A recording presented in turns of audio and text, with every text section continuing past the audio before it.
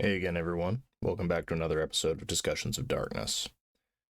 This week, I wanted to touch on something that often goes unremarked, both by players and by storytellers when it comes to our World and Chronicles of Darkness games. And that is essentially the scale of the Chronicle that we're participating in and the story that we're telling. Whether or not you've thought of it in terms of scale before, it's an important idea to really bring home and to decide if you're sitting behind the screen or to communicate to your players when you're running this game what they should expect. Now, for those who have not come across this term in RPGs before, maybe you're not entirely sure what it means.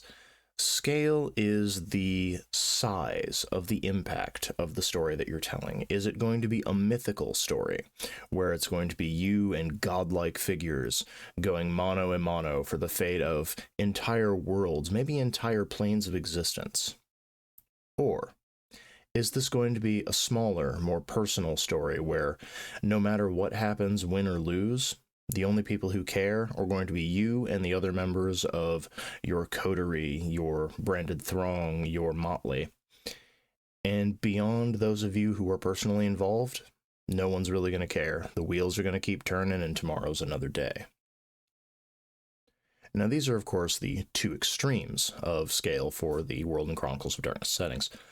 But too often, we will show up to play one scale or size of game and find out that what the storyteller intended is actually for something different. There are dozens of examples I can give, so I will give a few just to illustrate the point.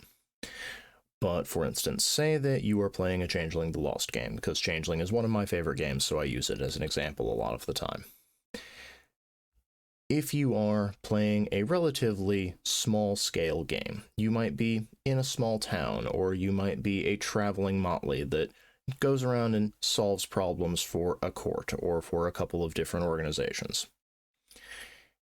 Small-scale plots might be things like solve this mystery, find who committed this murder, protect this important person from a relatively potent mortal threat or a small supernatural threat.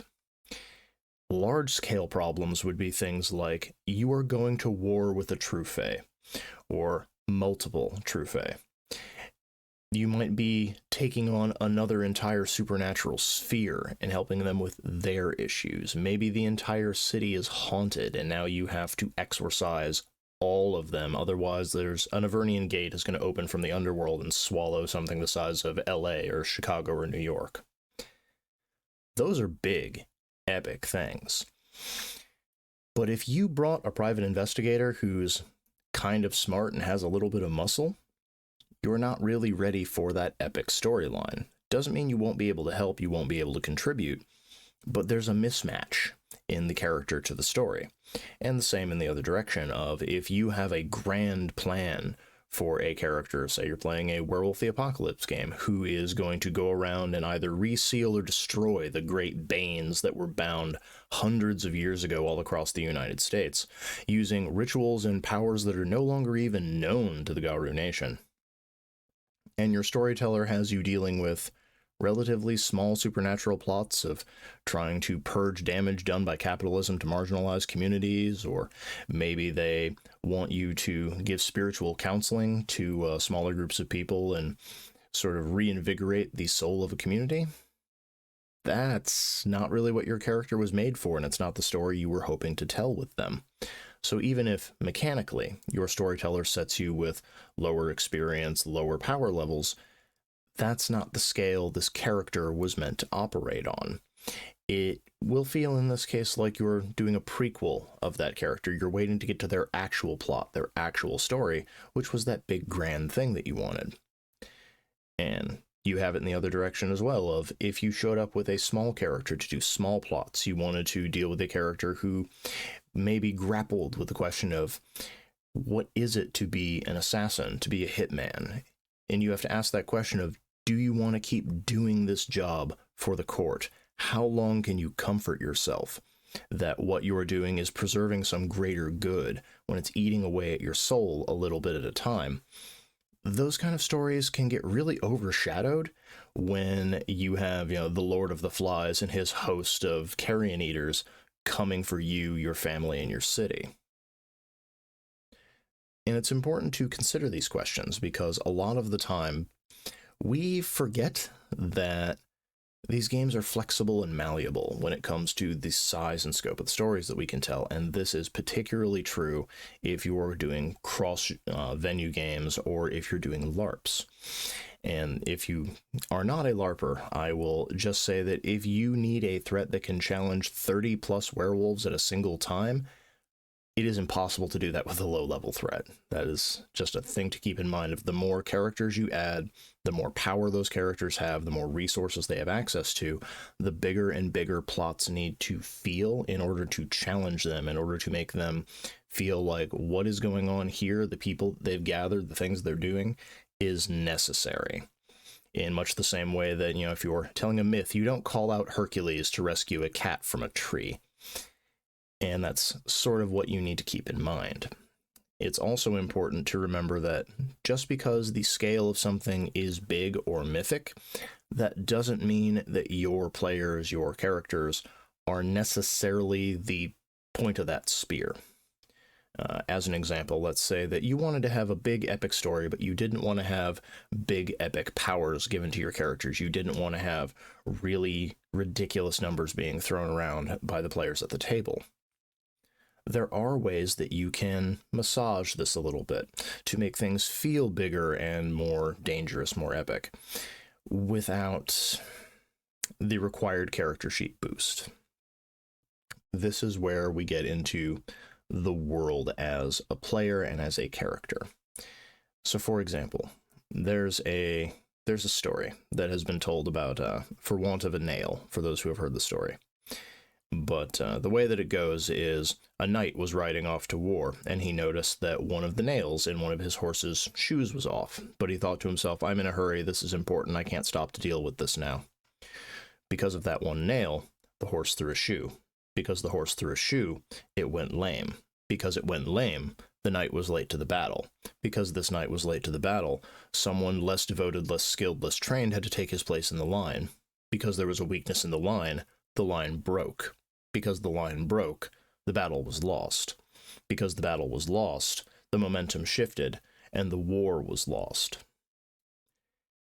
In the instance that you want to have a grander story, a grander scale, but you don't want your players to be the hammer of that grander story, make them the nail. Show that what they are doing, even if it feels small, even if it may feel unimportant, has repercussions. Just as an example, off the top of my head, let's say that you were playing a vampire game, and there's a power struggle going on in the upper echelons. These are big stakes. This isn't just who's in charge of the city or which particular clan or coterie is going to be running things locally. This is national, international, possibly global, as huge threats are arising. Maybe you have elders awakening. Maybe you have sin eater coalitions who are executing vampires. Maybe you have mages who have decided that, vampires as a whole need to go. We're done with them. That's a very potent background to be going on for your game. And even if your players, their characters, are not stepping into the field and handling this personally, what are they doing? Are they making political overtures to other people, other communities, who are willing to then circle back around and provide aid and assistance? Are they doing things that prove, well, maybe certain members of our community are terrible, but not all of us should be judged by their actions? Are they laying that groundwork that will eventually rise to the surface, that makes the basis of a peace treaty, or that reveals corruption in the motivations of those who are leading this anti-undead crusade, so that it halts in its tracks? Just because they're doing smaller things, they're finding the solutions to mysteries that are going on, they're locating persons who have gone missing, they're tracking down contacts and allies from other places, that doesn't mean that what they're doing is less important or that it matters less. But it is on you as a storyteller to give them that rundown, to explain where the ripples they've created are eventually winding up. and that is a thing that you can do if you want to have a game that feels like it has very high stakes and a very big story, but that you want your players to be playing a small part of that big story. So you get a little bit of your cake, but you also get to eat it. Lastly, however, and this is a very important thing, as with all things, communicate with your players and make certain you know what they want and they know what you are hoping to do. This is a mistake that I have made, and I say this as someone who learned a lesson and is hoping to stop everybody else from stepping into this pothole and twisting their ankle as well. As a storyteller, I prefer smaller plots. I like more personal stories. But a lot of the time I will be running for tables and for players that expect things to escalate, and they expect things to be very powerful, and they expect to be able to get, large gifts, or they want to be in positions of power, or they want to be making these big decisions that can affect the entire game setting. And in these cases, I have two choices as a storyteller. If I can either tell them, that's not the kind of story I am going to run. If you do not wish to play something smaller, I accept that. That is your decision. I will find someone else to fill your seat at the table. Or I can choose to set aside the type of story I would like to tell, and I can conceive of something that will make those type of players more satisfied with the narrative going forward. What I cannot do, however, is take a player who expects one thing and hand them whatever plot I'm making and say, well, I'm the storyteller, so this is what you're going to have to eat. It is very important to match the scale and the expectation, because even if you run the greatest story ever, or if you run something that is very memorable and took a lot of time, effort, and preparation, you would essentially be handing a cheese wheel to someone who's lactose intolerant and didn't order this. You could have the greatest version of your game that you want to do, but if it's not what your players signed up for, if it's not what they're interested in, they're not going to enjoy it. And if your players don't enjoy it, that's probably the biggest waste of time that there is. So, remind yourself on your checklist of all the other stuff that you have to do as a storyteller, either before you're running a game or before you start a new Chronicle. Ask your players what scale they want to play at. Do they want to be dealing with smaller, more personal plots? Do they want to deal with mid-level things? They're essentially, this could affect communities, this could affect a city, maybe a region, but it's not going to hang the fate of the world on it. Or do they want those big, epic things that wind up in the annals of World of Darkness history? Or do they want to be part of those stories that are told to the next generation of werewolves, that go down in history of a Changeling saga? Do they want to be that character that other vampires whisper about, of these are the things we are capable of if we try?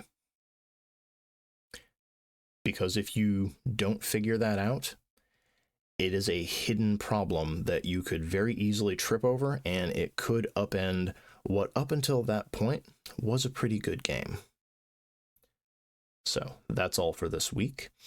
Before you go, if you have an example of a scale mismatch that happened either at your table or in a Chronicle that you were running, you had a player who thought that they were here to be Odysseus, but you were not running the Odyssey, or vice versa, tell us about it in the comments below. I want to hear, and I want to know if I'm the only one who has made this grandiose mistake, or if this is something other people have struggled with, and I just didn't hear about it until I messed up myself.